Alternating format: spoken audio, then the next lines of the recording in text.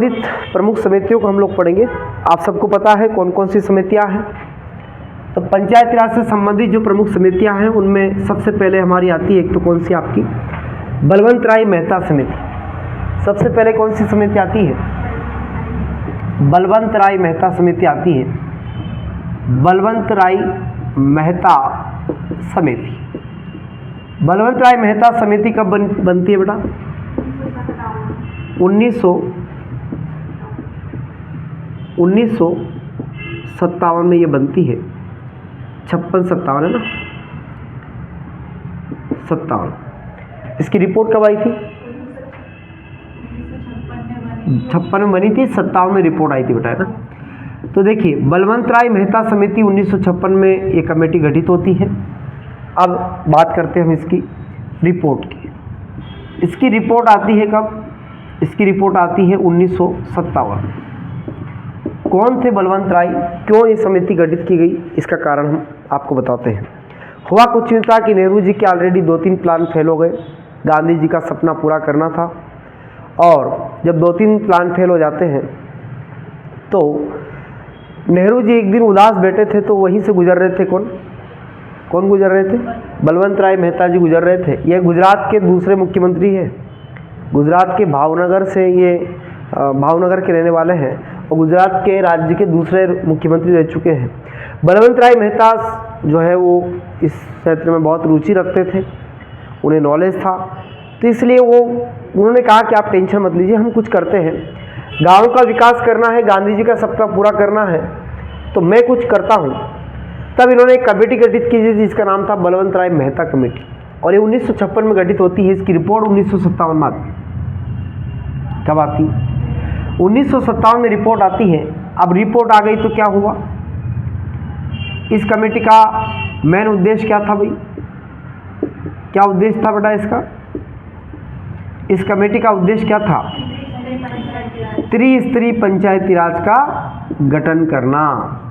मतलब इन्होंने कहा अपनी रिपोर्ट में कि त्रिस्तरीय पंचायती राज आपको लागू करना पड़ेगा, और अगर आप त्रिस्तरीय पंचायती राज लागू नहीं करते तो इस देश में जो ग्रामीण है उनका विकास नहीं हो सकता। तो आपको तीनों स्तर पर जो है ग्रामीण पंचायत या ग्राम पंचायत लाना पड़ेगी। तो मतलब पंचायत लाना पड़ेगी। त्रिस्तरीय पंचायती राज आपको लागू करना चाहिए, लागू हो, ऐसी इन्होंने सिफारिश की। इस समिति की सिफारिश क्या थी कि त्रिस्तरीय पंचायती राज क्या हो, लागू होना चाहिए। फिर इसके बाद क्या देखना है अपन को? रिपोर्ट इनकी आई गई, उद्देश्य इनका हो गया। इसके बाद आता है क्या? इसके बाद आता है कि जो 3 स्तर है, ये 3 स्तर कौन कौन से हैं इसको हमें देखना है। तो ये 3 स्तर को मैं आपको यहीं बता देता हूँ। इन्होंने जो 3 स्तर बताए थे वो 3 स्तर थे। एक तो आपका था क्या? ग्राम पंचायत। सबसे निचले स्तर पर ग्राम पंचायत होगी। ग्राम पंचायत के बारे में कहा इन्होंने। दूसरा इन्होंने कहा कि भाई ग्राम पंचायत के ऊपर क्या होना चाहिए?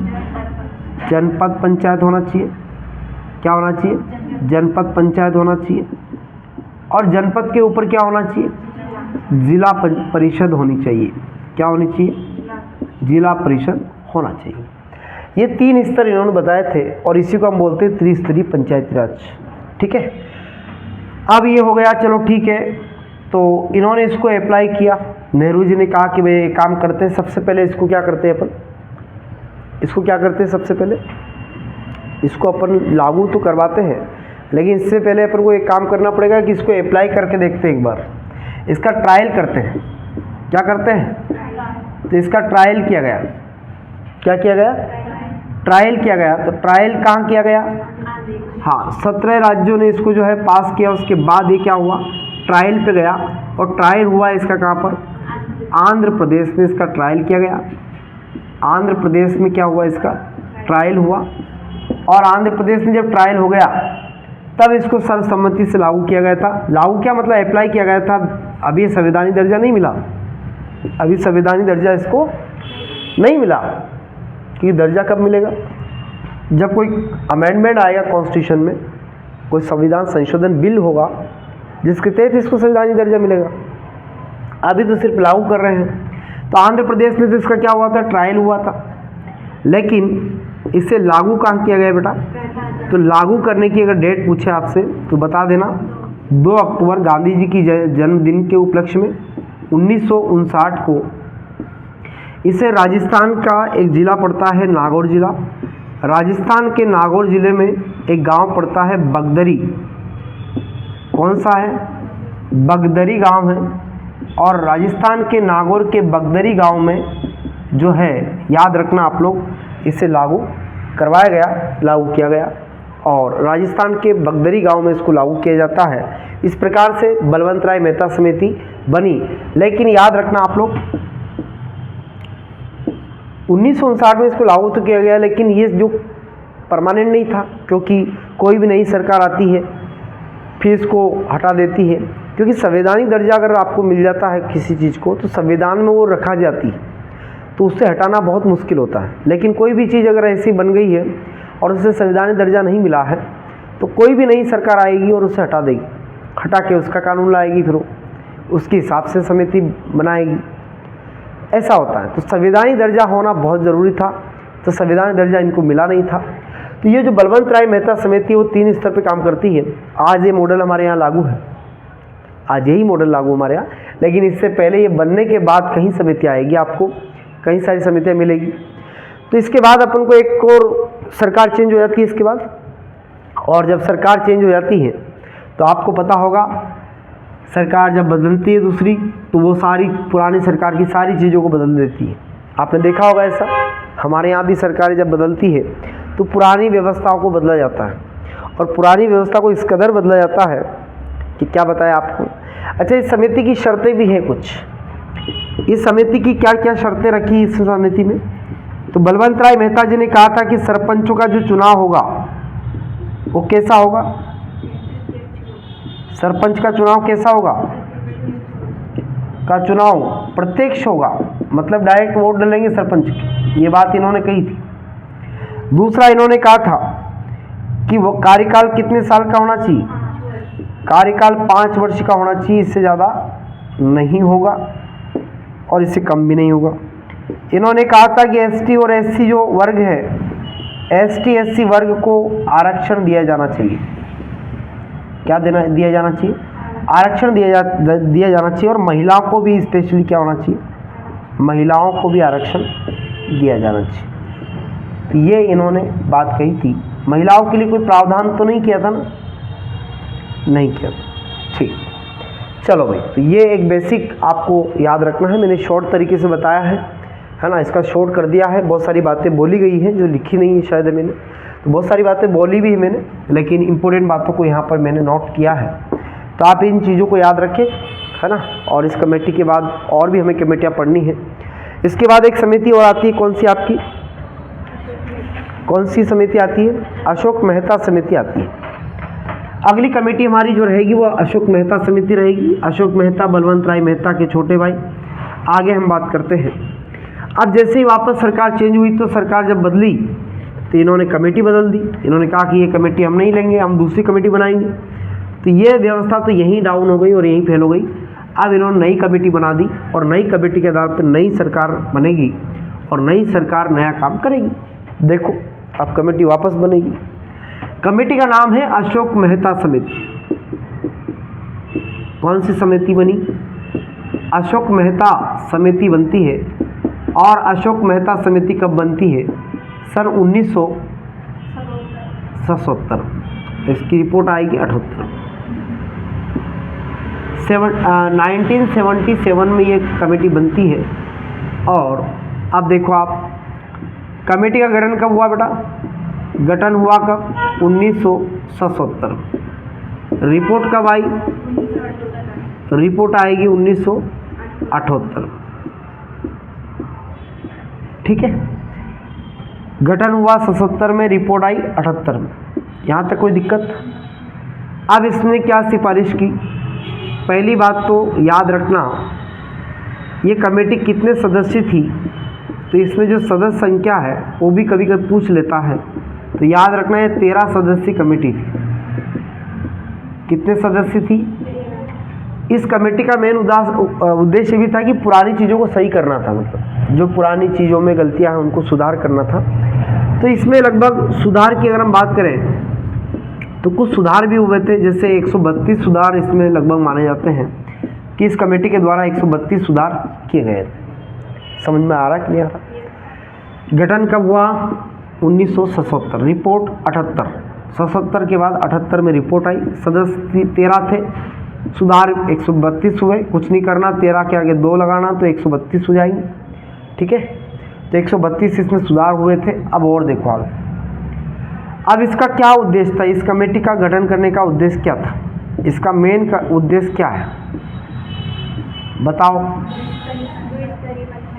2 स्तरीय पंचायती राज लागू। इसने कहा कि 3 की कहाँ जरूरत है, 2 ही करो बस। कितने स्तरीय करो भाई? मुझे आप बताओ, पंचायत के लिए अपन काम कर रहे हैं, पंचायत का डेवलपमेंट करना है, तो फिर 2 स्तर में भी केवल जनपद पंचायत और जिला पंचायत होना चाहिए, ऐसा ये बोल रहे हैं। तो जिसका के लिए आप एक ग्राम पंचायत के उत्थान के लिए काम कर रहे हैं, अगर उसी को आप इसमें नहीं रखोगे तो सुधार कैसे होगा बताइए आप? तो इन्होंने कहा कि 2 स्तरीय पंचायती राज लागू होना चाहिए। तो 2 स्तर में पंचायती राज तो लागू तो होना चाहिए, पर इन्होंने ग्राम पंचायत ही छोड़ दी। तो 2 स्तरीय पंचायती राज लागू होना चाहिए। और कौन कौन सा 2 स्तर? क्या? जनपद मतलब मंडल पंचायत, जनपद को ही मंडल बोलते थे। और दूसरा इन्होंने बोला जिला परिषद। ये कोई बात हुई? आप बताइए भाई। जैसे मान लो आप गांव के विकास के लिए काम कर रहे हैं, तो आपने तो पंचायत को नज़रअंदाज कर दिया, ग्राम पंचायत तो दिख ही नहीं इसमें, तो काय का विकास होगा बताओ मुझे? ये कमेटी तो वैसे ही फेल हो रही, लेकिन फिर भी पढ़ना तो पड़ेगा। उद्देश्य हमारा 2 स्तरीय पंचायती राज का था। अब इसकी शर्तें देखो आप, शर्तें भी बहुत गजब की हैं। पहली शर्त तो ये बोल रहा है कि 4 साल का तो कार्यकाल होना चाहिए। सरपंचों का कार्यकाल कितने साल का होना चाहिए? ये बीजेपी के शासनकाल की है ये शायद, है ना? हाँ, बीजेपी की सरकार बनी थी उस समय का है ये कमेटी। 4 वर्ष का कार्यकाल हो, ये इसने कहा भाई साहब ने। कितने साल का हो? दूसरा इसने कहा, क्या कहा? कि 2 स्तरीय पंचायती राज लागू हो। 2 स्तरीय क्या हो? पंचायती राज लागू हो। पंचायती राज लागू हो, लागू हो। कितने स्तरीय लागू हो? हाँ, ये भी इसने कहा। इसके अलावा इन्होंने और क्या कहा? हाँ, उनकी जनसंख्या के आधार पर ही क्या मिलना चाहिए? हाँ, जनसंख्या के आधार पर आरक्षण मिलना चाहिए। ST SC को उनकी जनसंख्या के आधार पर क्या मिलना चाहिए? आरक्षण उनकी जनसंख्या के आधार पर मिलना चाहिए। और महिलाओं को, इसमें महिलाओं को आरक्षण की बात कही गई। महिलाओं को भी क्या मिलना चाहिए? महिलाओं को आरक्षण दिया जाए। ठीक है, ये बात इसमें बोली गई है। तो 4 साल का कार्यकाल हो, 2 स्तरीय पंचायती राज लागू हो, ST SC जनसंख्या के आधार पर आरक्षण मिले, महिलाओं को आरक्षण दिया जाए। तो बस ये बातें थी इसमें। पर ये कमेटी इसलिए फेल हो गई कि इसमें ग्राम पंचायत को नज़रअंदाज किया गया। ग्राम पंचायत नाम की कोई चीज़ नहीं आई इसमें, और यही कारण है कि ग्राम पंचायत को अनदेखा किया गया है यहाँ पर। इस वजह से ये कमेटी, ये रिपोर्ट फेल हो गई और ये कमेटी चली नहीं। ठीक है, चलिए। तो ये अशोक मेहता समिति को भी अपन यहीं पर रखते हैं। जो इम्पोर्टेंट पॉइंट थे अपने लगभग हो गए हैं। अब हम आगे बात करते हैं। ये कमेटी भी फेल हो गई। इस कमेटी का आपको याद रखना है कब कब की बात है, ये क्या क्या हुआ। मैं 1 मिनट में लाइन में समझा देता हूँ, 1 मिनट के अंदर वापस समझा देता हूँ। सुनो ध्यान से। हमने क्या क्या पढ़ा है? बलवंत राय मेहता समिति पढ़ी है। तो बलवंत राय, इसका शॉर्ट रिवीजन कैसे करते हैं? बलवंत राय मेहता कमेटी, है ना, BRMC बोलेंगे इसको। अगर शॉर्ट नोट्स मतलब शॉर्ट रिवीजन करना हो तो कैसे करते हैं? ये बलवंत राय मेहता समिति हो गई। कब गठन हुआ? 1956 में गठन हुआ। रिपोर्ट कब आई? 1957 कब आई रिपोर्ट? 1957 में रिपोर्ट आ गई। ठीक है, क्या उद्देश्य था? उद्देश्य था कि अपन को 3 स्तर पे क्या करना है? पंचायती राज को लागू करना है। 3 स्तर में भी कौन कौन से? सबसे पहले विलेज पंचायत, इसके बाद मंडल पंचायत, या इसे हम बोल सकते हैं जनपद पंचायत, जनपद पंचायत के बाद डिस्ट्रिक्ट या जिला पंचायत है ना, जिला पंचायत। अब ये 3 पंचायत 3 स्तर पर हमें काम करना था, है ना। ग्राम पंचायत यानी कि विलेज पंचायत, जनपद पंचायत और डिस्ट्रिक्ट पंचायत, डीपी बोल सकते हैं आप, डिस्ट्रिक्ट पंचायत। ये 3 स्तर पर हमें विकास करना था। इसके बाद हमें क्या करना था, इसके उद्देश्य को देखना था। उद्देश्य क्या है? सबसे पहला उद्देश्य था कि 5 वर्ष का हमें मतलब पंचायत राज लागू करना था, तो 5 वर्ष का कार्यकाल हो जाना चाहिए था। इसके बाद चुनाव कैसा होना चाहिए? प्रत्येक चुनाव होना चाहिए, मतलब डायरेक्ट चुनाव होना चाहिए। इसके अलावा और क्या था, ST SC के लिए जो है 1-1 सीट रिजर्व होनी चाहिए, ये बोला गया था इसमें। और इसके बाद महिलाओं को क्या होना चाहिए, आरक्षण मिलना चाहिए, ये बात इसमें बोली गई थी। ये आपका शॉर्ट रिवीजन है मतलब। इसके बाद अशोक मेहता समिति, अशोक मेहता कमेटी, AMC याद रखिए, अशोक मेहता कमेटी। ये कब बनी थी? 1977 में ये बनी। रिपोर्ट इसकी कब आई? 1978 में रिपोर्ट आती है। इसके बाद इसने क्या कहा था, 2 स्तरीय पंचायती राज लागू होना चाहिए। 2 स्तर में कौन कौन से? पहला बेटा मंडल पंचायत और दूसरा कौन सा? जिला परिषद। ये 2 तरह की व्यवस्था इसमें लागू करने की बात। तो ये दोनों कमेटी आपको समझ में आ गई सभी को? हाँ, इनके उद्देश्य वगैरह याद रखना है ना। चलिए, इसके बाद कौन सी कमेटी बनी थी अपनी? GVK Rao committee. लास्ट एक कमेटी हमारी है GVK राव कमेटी। और GVK राव कमेटी में कब बनती है? तो ये 1985 में ये गठित होती है। इसका नाम था GVK Rao committee. GVK Rao committee क्या बोलती है? सबसे पहले हम इसके गठन की बात करते हैं। तो गठन कब होता बेटा? 25 मार्च को होता है, 25 मार्च 1985। ठीक है, 25 मार्च 1985 को इसका गठन होता है GVK राव समिति का। अब इसकी रिपोर्ट कब आती है? इसकी रिपोर्ट आती है कब? दिसंबर 1985 को इसकी रिपोर्ट आती है। रिपोर्ट आ गई। इसके बाद इसने सिफारिश क्या रही इसकी, मतलब क्या उद्देश्य था इसका? सिफारिश क्या थी इसकी? कार्यकाल 8 वर्ष का। लेकिन ये कितने वर्षीय, मतलब कितने स्तर की बात कर रहा था? 4 स्तर की। कितने स्तर की? कि पंचायती राज कितने स्तर का होना चाहिए? 4 स्तरीय पंचायती राज लागू होना चाहिए। 4 स्तर का पंचायती राज हमें देखने को मिलेगा इसमें। अब 4 स्तर कौन कौन से बेटा याद रखना आप लोग? 4 स्तर कौन कौन से थे? तो पहला स्तर जो रहेगा वो यहाँ रहेगा, दूसरा यहाँ रहेगा, तीसरा यहाँ रहेगा और चौथा यहाँ रहेगा। 1 मिनट।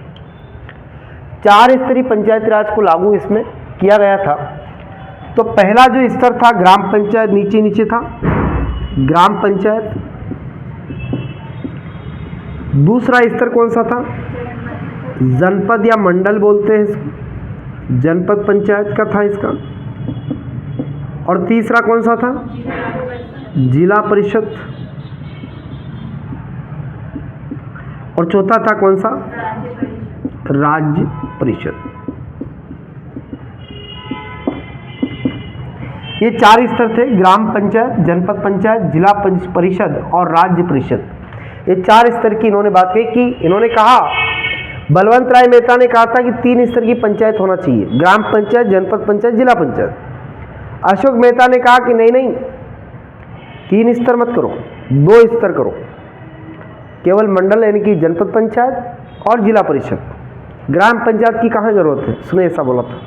ये बोल रहा है कि ना तो 3 रखो ना 2 रखो कितना? 4। कौन कौन सा? ग्राम पंचायत, जनपद पंचायत, जिला परिषद और राज्य परिषद। ये 4 प्रकार की इन्होंने बात कही।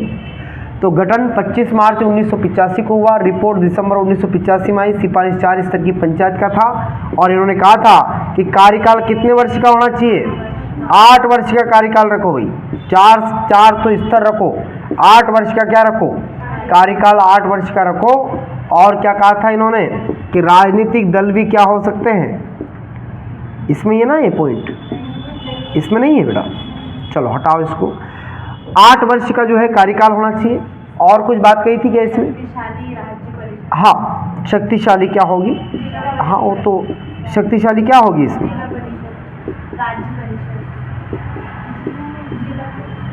जिला परिषद का बोला होगा इसमें। शक्तिशाली किसका बोला है? जिला परिषद। ठीक, इसमें शक्तिशाली जिला परिषद को बनाया गया है।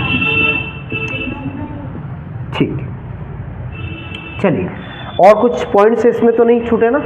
लगभग इसमें मैंने जो कवर करवाया है ये मैं आपको रिवीजन के तौर पर बता रहा हूँ, जो एग्जाम की दृष्टि से आईएमपी है। अब हम आगे बात करते हैं। ये हमारी कौन सी समिति हो गई? जीवीके राव समिति कंप्लीट होती है। अब हम आगे बात करते हैं। एक नॉन स्टॉप रिवीजन है ये, जिससे आप बहुत अच्छा कर सकते हैं, है ना। अब इसके बाद अगली कमेटी कौन सी है अपनी? कौन सी है? हाँ, LM सिंघवी समिति, है ना। LM सिंघवी समिति हमारी अगली कमेटी बनती है, लक्ष्मी मित्तल कमेटी या लक्ष्मी मित्तल सिंघवी कमेटी। LM सिंघवी समिति का गठन कब होता है? 1986 में होता है। 1986 में कमेटी बनती है। क्या क्या बातें होती है बेटा इसमें? तो सबसे पहले तो याद रखना, गठन कब हुआ? 1986 में हुआ। और बताइए, गठन के बाद सिफारिश की बात आती है, तो इसकी सिफारिश क्या थी? इसने भी त्रिस्तर की बात कही कि भाई त्रिस्तरीय पंचायती राज का क्या करो, गठन किया जाए, तो त्रिस्तरीय पंचायती राज लागू होना चाहिए, ये इसने कहा, लागू हो। इसके अलावा और क्या बात कही इसने? वेरी गुड, पंचायती, इसका जो मेन उद्देश्य था उसको उद्देश्य में लिख सकते हैं आप लोग। उद्देश्य जो है बेटा वो उसमें बोला गया है, इसका मेन उद्देश्य क्या था कि जो पंचायती राज की जो संस्थाएं हैं, पंचायती राज जो संस्थाएं हैं, जितनी भी संस्थाएं हैं, इन सभी संस्थाओं को क्या किया जाना चाहिए? को संवैधानिक दर्जा दिया जाना चाहिए। संवैधानिक जो है दर्जा मिले, ऐसी इन्होंने बात कही। भाई पंचायती राज की जो संस्थाएं उनको क्या होना चाहिए? संवैधानिक दर्जा मिलना चाहिए, ये उनका उद्देश्य था। तो गठन 1986 में हुआ, सिफारिश त्रिस्तरीय पंचायती राज लागू होना चाहिए, ऐसी बात कही। उद्देश्य इसका था पंचायती राज को क्या करना था, उनकी जो संस्था है पंचायती राज की, उनको संवैधानिक दर्जा मिलना चाहिए, ऐसी बात इसमें कही गई थी। अब बात आती है कि सर ये त्रिस्तरीय जो था, ये कौन सा त्रिस्तरीय की बात कर रहा है? तो त्रिस्तरीय वही वाला त्रिस्तरीय की बात कर रहा है। कौन कौन सा? भाई ग्राम पंचायत होना चाहिए, और क्या होना चाहिए? कौन सा? प्रखंड। वेरी गुड, प्रखंड की बात कर रहा है। और इसके बाद प्रखंड की बात कर रहा है, तुम ले लो, चलिए बहुत बहुत धन्यवाद। प्रखंड की बात कर रहा है। इसके अलावा आगे हम बात करते हैं, एक और कौन सा है इसमें? जिला परिषद। ठीक है, तो ये 3 स्तर इसमें आपको देखने को मिलेंगे आपकी कौन सी समिति में?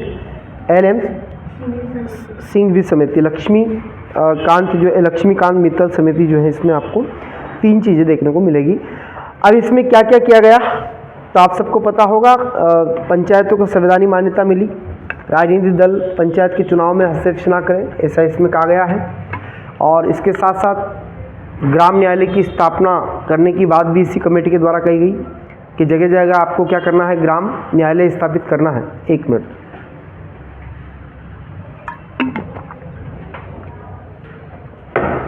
चलिए अब आगे बढ़े अपन। तो इसमें 2-3 बातें हैं जो आपको मैं बता देता हूँ। इसमें क्या क्या कहा गया, इसकी जो प्रमुख शर्तें हैं वो शर्तें क्या है।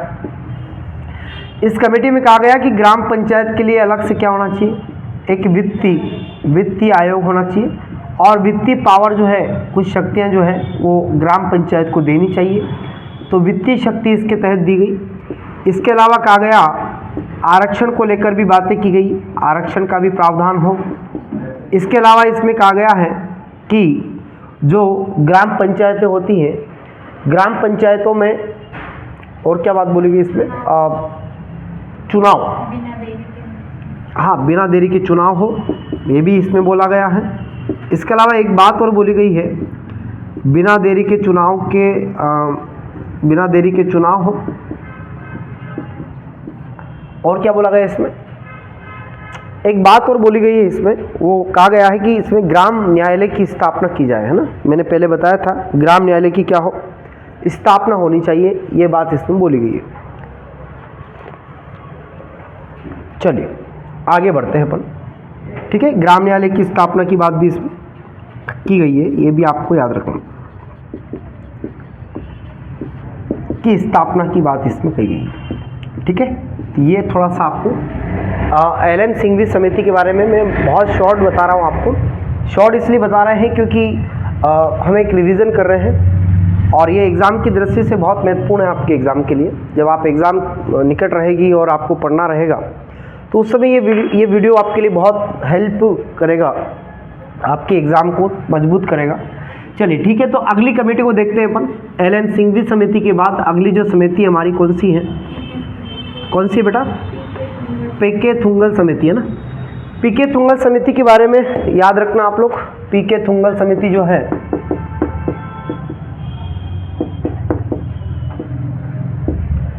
पी.के. थुंगल समिति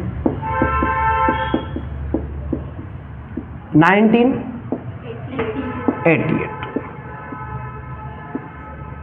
इसको कैसे याद किया था अपन ने, जब कोई कुछ पी लेता है जैसे मान लो तो वो थूक देता है, तो पी के थूक दिया आंगन में, है ना। आंगन से याद रखना है 8, पी के थूक दिया आंगन में। तो आप ऐसे याद रख सकते हैं कि पी के थूक दिया आंगन में, क्योंकि ये याद करना बड़ा मुश्किल होता है। कभी कभी कमेटियाँ भूल जाते हैं हम, जैसे आपको अभी तो याद हो गया कि बलवंत राय मेहता समिति सन 1956 में बनी। इसके बाद अशोक मेहता समिति 1977 में बनी। इसके बाद एक और कौन सी देखी थी अपन, जी.वी.के. राव समिति, जी.वी.के. राव 1985 में बनी। इसके बाद एक और कौन सी देख रहे हैं अपन, एल.एम. सिंघवी समिति 1986 में बनी, है ना। इसके बाद एक और कौन सी है, पी.के. थुंगल समिति, ये कब बनी, 1988 में बनी। इसके बाद एक और समिति है भी। तो ये कुछ समितियां हैं जो हमारे, इनको याद करना ही पड़ेगा आपको, मतलब डेट आती कभी कभी, डेट भी पूछ सकता है आपसे ना, तो याद रखिए। चलिए, पी.के. थुंगल समिति क्या बोलती है, जैसी आपकी इससे पहले वाली समिति बोलती है सेम वैसा ही ये समिति बोलती है। इसने भी पंचायत को संवैधानिक दर्जा दिलाने की बात कही और इसका ड्राफ्ट तैयार करने की जो समिति थी वो यही समिति थी। इसी के द्वारा पंचायतों को संवैधानिक दर्जा देने का जो ड्राफ्ट तैयार किया गया था वो इसी कमेटी के द्वारा किया गया था। पंचायत को संवैधानिक दर्जा दिलाने के लिए जो ड्राफ्ट तैयार किया गया था वो किस समिति के द्वारा किया गया था, पी.के. थुंगल समिति के द्वारा किया गया था। 1988 में पी.के. थुंगल की अध्यक्षता में संसद की सलाहकार समिति का जो है गठन हुआ और इस समिति के आधार पर पंचायत राज व्यवस्था को मजबूत करने के लिए और अनेक प्रकार की सिफारिशें इसमें प्रस्तुत की गई। पंचायत राज को कानूनी दर्जा दिलाने के लिए राजीव गांधी ने भी बहुत प्रयास किया। तो ये पी.के. थुंगल समिति का मेन उद्देश्य क्या था, इसका मेन उद्देश्य क्या था, पंचायती राज को क्या करना था, संवैधानिक दर्जा दिलाना था और उसका एक ड्राफ्ट तैयार भी इसी कमेटी ने किया था। तो ड्राफ्ट तैयार किया गया और ये ड्राफ्ट तैयार करके जो है संसद में पेश किया गया था, ये आपको याद रखना। तो ये इसी कमेटी के द्वारा बनाया गया था, याद रखना। 64वां संविधान संशोधन जो 1986 में हुआ था वो उस कमेटी में इसी को लाया गया था। मतलब लोकसभा में चूँकि क्या हुआ था कि ये 64वां और 65वां जो संविधान संशोधन था वो बेसिकली हमने एक प्रयास एक बार पहले भी कर लिया था। इसका जो ड्राफ्ट तैयार था, इस ड्राफ्ट को अपन ने संविधान में परिवर्तन भी किया था। जो 64वां संविधान संशोधन हुआ था, 64वां कॉन्स्टिट्यूशन जो अमेंडमेंट हुआ था, उस 64वें संविधान संशोधन में हमने इसको विधानसभा तक ले गए थे अपन, मतलब अपने लोकसभा तक। इसको कानून मतलब अपन को संविधान संशोधन कर ही दिया था, 1989 की बात है। पर क्या हुआ कि इसको लोकसभा से पारित तो कर दिया, लोकसभा से ये बिल पारित हो गया, लेकिन राज्यसभा से ये बिल पारित नहीं हो पाया। तो 64वां संविधान संशोधन 1989 का जो कॉन्स्टिट्यूशन अमेंडमेंट था हमारा, वो पास नहीं हो पाया था। यानी कि इस कमेटी के थ्रू अपन इस कमेटी को लागू करवाना चाह रहे थे सरकार, इस कमेटी, क्योंकि बाकी सब चीज़ें वही थी, 3 स्तरीय वगैरह सब, लेकिन इसमें बहुत कुछ चीज़ें और भी थी जो हमारे लिए अच्छी थी। तो हमने सोचा कि इसको लागू करवा देते। 64वां संविधान संशोधन हमने करवाया संविधान में, लेकिन वो लोकसभा से तो पास हो गया, लेकिन राज्यसभा से पास नहीं हो पाया। फिर हमने 65वां संविधान संशोधन किया। कॉन्स्टिट्यूशन कौन सा अमेंडमेंट हुआ? 65वां संविधान संशोधन किया। 65वां संविधान संशोधन किया तो इसमें हमने इसको लोकसभा से पारित करवा दिया। लोकसभा से क्या हो गया? पारित हो गया। और राज्यसभा से नहीं, लोकसभा से जब पारित हो गया तो इसको हम कहाँ ले जा रहे थे? राज्यसभा में पारित करवा रहे थे। लेकिन इससे पहले ही क्या हुआ कि लोकसभा ही भंग हो गई। तो लोकसभा में इसे पारित तो करवा दिया था, लेकिन उस समय की क्या हो गई? लोकसभा भंग हो गई, और लोकसभा के भंग होने के कारण ये बिल पास नहीं हो सका, और वो सपना का सपना ही रह गया वापस। ठीक है, तो ये 2 कॉन्स्टिट्यूशन अमेंडमेंट है जो हमने प्रयास किए थे, मतलब एक तरह से प्रयास थे हमारे। चलिए, तो ये समितियाँ आपकी लगभग समाप्त हो गई है। एक और समिति कौन सी थी? गॉडगिल, है ना। एक कमेटी और अपनी बच गई है, कौन सी वाली? कौन सी थी? VN गॉडविल, है ना। गॉडविल है कि गिल है? गिल होना चाहिए, है ना। गॉडगिल समिति कब बनी थी बेटा? ये भी 1988 में बनी थी। इसका कोई ज़्यादा रोल नहीं है, ज़्यादा मेन। इसका क्या रोल है? बस इसने क्या कहा था? गठन कब हुआ? 1988। इस समिति की सिफारिश क्या थी? त्रिस्तरीय पंचायती राज लागू हो। कितने स्तरीय हो? त्रिस्तरीय पंचायती राज लागू होना चाहिए। और हाँ, जो पंचायती राज है उसको संवैधानिक दर्जा मिले। पंचायती राज जो संस्थाएं जो हैं उनको क्या होना चाहिए? उनको भी संवैधानिक दर्जा मिले। और हाँ, उसमें थोड़ा सा क्या होना चाहिए? पंचायती राज जो है, पंचायतें जो हैं वो थोड़ी सी क्या रहें? पंचायतें प्रभावकारी बने, ऐसा इस समिति ने कहा था। तो VN गॉडगिल जो कमेटी थी ये 1988 में बनी थी, और इसने सिफारिश की थी कि त्रिस्तरीय पंचायती राज लागू हो, पंचायती राज संस्थाओं को संवैधानिक दर्जा मिले और प्रभावकारी पंचायतें बने, ऐसा इसमें कहा गया था। तो ये थी हमारी प्रमुख क्या? पंचायत। क्या थी? प्रमुख पंचायती क्या समितियाँ थी पंचायतों से संबंधित। अब हम आगे बढ़ेंगे और अगला हमारा जो टॉपिक है उसको पढ़ेंगे।